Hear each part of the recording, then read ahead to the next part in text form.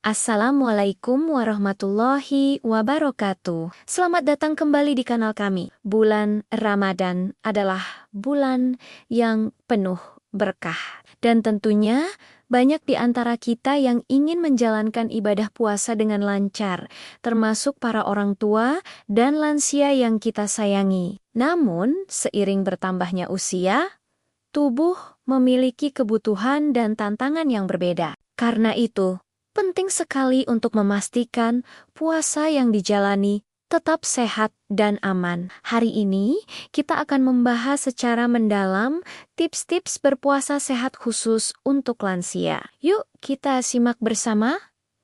Pertama, mari kita bahas tentang sahur. Sahur adalah pondasi energi kita sepanjang hari. Bagi lansia, sangat penting untuk memilih menu sahur yang tepat. Salah satu kebiasaan yang perlu diperhatikan adalah konsumsi teh atau kopi. Memang nikmat rasanya mengawali hari dengan secangkir teh hangat atau kopi, tapi tahukah Anda, kafein dalam minuman ini bersifat diuretik, yang artinya bisa memicu tubuh untuk lebih sering buang air kecil. Akibatnya, cairan tubuh akan lebih cepat terkuras dan risiko dehidrasi selama berpuasa pun meningkat. Jadi, saat sahur, lebih baik batasi atau hindari sama sekali teh dan kopi. Sebagai gantinya, perbanyak minum air putih atau jus buah tanpa tambahan gula. Tips kedua yang tak kalah penting adalah memperbanyak konsumsi makanan berserat tinggi. Kenapa serat ini penting? Serat membantu kita merasa kenyang lebih lama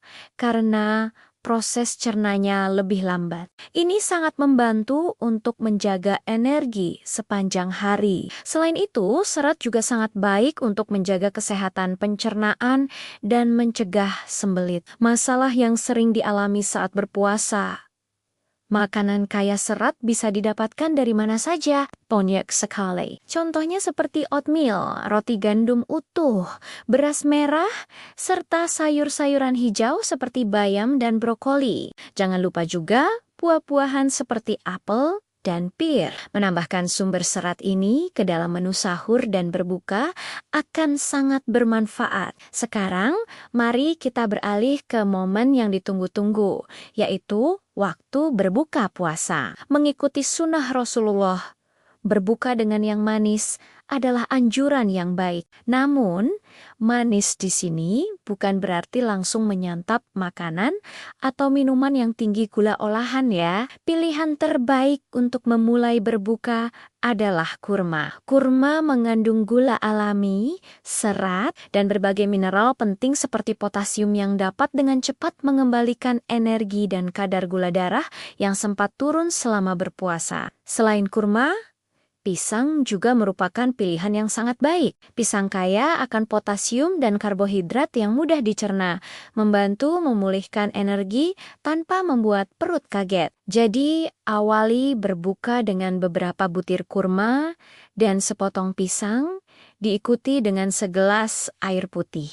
Selanjutnya, setelah berbuka dengan yang ringan, kita biasanya akan melanjutkan dengan makan malam. Nah, disinilah kita perlu bijak dalam memilih hidangan. Cobalah untuk membatasi konsumsi gorengan dan makanan yang terlalu manis. Gorengan memang lezat, tapi kandungan lemak jenuhnya yang tinggi bisa memicu masalah pencernaan seperti rasa begah atau naiknya asam lambung. Begitu pula dengan makanan dan minuman yang terlalu manis seperti QQ basah atau sirup dengan gula berlebih. Gula yang berlebihan bisa membuat kadar gula darah melonjak drastis dan cepat turun lagi, sehingga tubuh malah terasa lemas. Sebaiknya, pilih metode memasak yang lebih sehat seperti merebus, mengukus, atau menumis dengan sedikit minyak. Tips terakhir, dan ini yang paling krusial, adalah mencukupi kebutuhan cairan tubuh. Selama berpuasa, kita tidak minum selama lebih dari 12 jam.